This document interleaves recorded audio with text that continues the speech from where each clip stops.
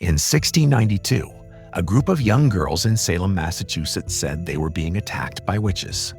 They weren't joking. They weren't playing.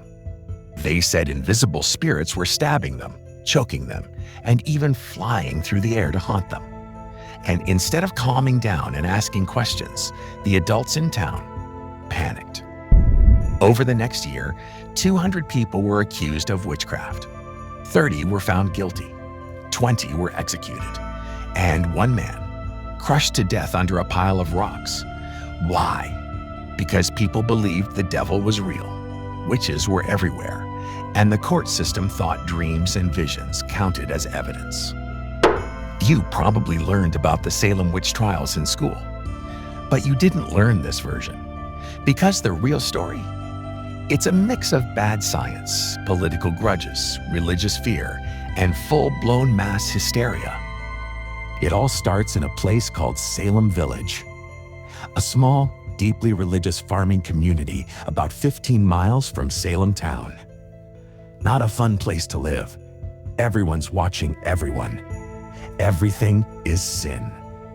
And they really believe the devil is lurking around every corner. In January 1692, 2 girls in Reverend Samuel Parris's house, his 9-year-old daughter Betty and his 11-year-old niece Abigail start acting strange. They're having fits, throwing things, barking like dogs, screaming at nothing. Today, we'd probably call a doctor, or maybe a psychologist. Back then, they called the neighbors, and then they called it witchcraft. At first, nobody knows what's going on. A local doctor blames it on the evil hand, which is 1,692 speak for the devil did it. And of course, if you're being attacked by the devil, someone must have sent him. So the girls name names, 3, be exact. Tituba, a slave from the Caribbean who lived in the Parris household. Sarah Good, a homeless woman who mumbled to herself a lot. And Sarah Osborne, a woman who hadn't been to church in a while. In other words, 3 people who were poor, female, and didn't fit the mold. So yeah, prime suspects. Tuba is interrogated, and after a few beatings, she confesses. But not just to being a witch. She says there are more witches in town, lots more, that she saw them at night, and that there's a book with the names of every single one. This, for the people of Salem, is proof. Witches are here. The devil is real. The war for their souls has already started, and that's when the accusations start piling up. So now that Tituba's confession has opened the gates, it's a free-for-all. More girls suddenly remember being attacked by witches. Their names start to sound less like town outcasts and more like regular neighbors. And that's when things start getting scary. They accuse Rebecca Nurse. She's not a beggar, not a stranger. She's a well-respected, 71-year-old church member. People can't believe it until they do. Because once fear takes hold, logic moves out. And then it's Martha Corey, another devout churchgoer. Her mistake? She said the whole thing might not be real. So, obviously, she must be a witch. By the end of March, dozens of people are accused. And it's not just in Salem Village anymore. It's spreading fast to neighboring towns like Andover and Ipswich. And the kids? They're eating it up. Now they're falling into fits in the courtroom. They're claiming people's spirits are flying around and clawing at them mid-trial.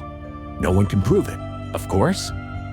But that's kind of the point, because the court is now allowing something called spectral evidence. If someone says they saw your ghost attack them in a dream, that counts. I'm not kidding. That was actual legal evidence. In June, the court makes its first example. Bridget Bishop. She's loud.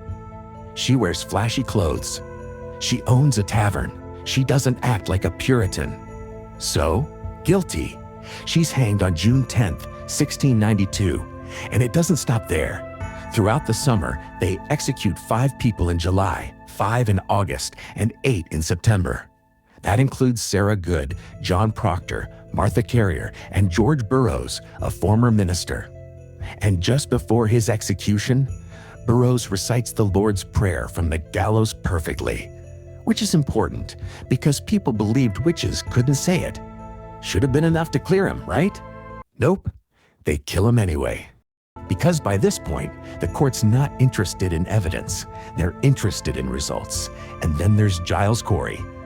He refuses to enter a plea. If he confesses, his land gets taken.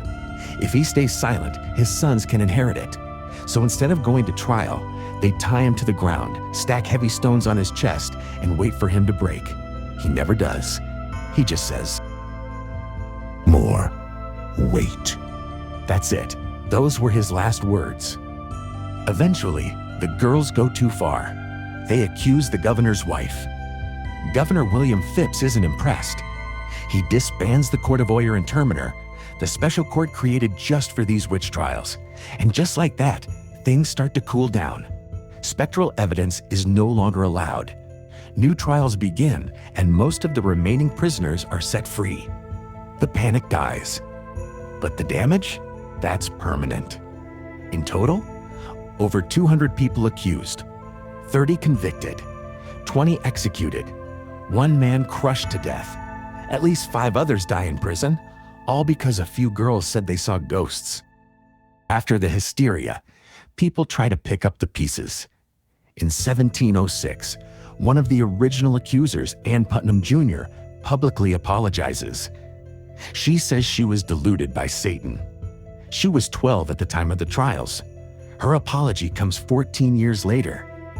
In 1711, the Massachusetts government begins paying out reparations. But not to everyone. Some families are ignored.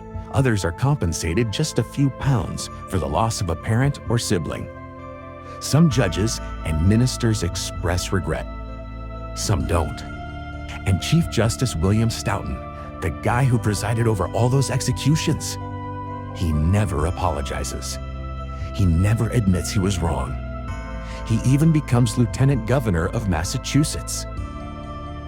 So what actually caused the Salem Witch Trials? Historians still argue about it.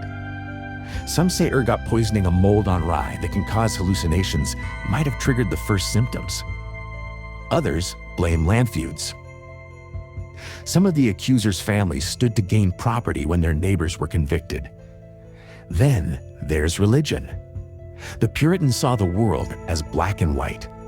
If you weren't with God, you were with the devil. But maybe the most likely answer: mass panic. Once the idea of witches got into the public's mind, everything looked like evidence.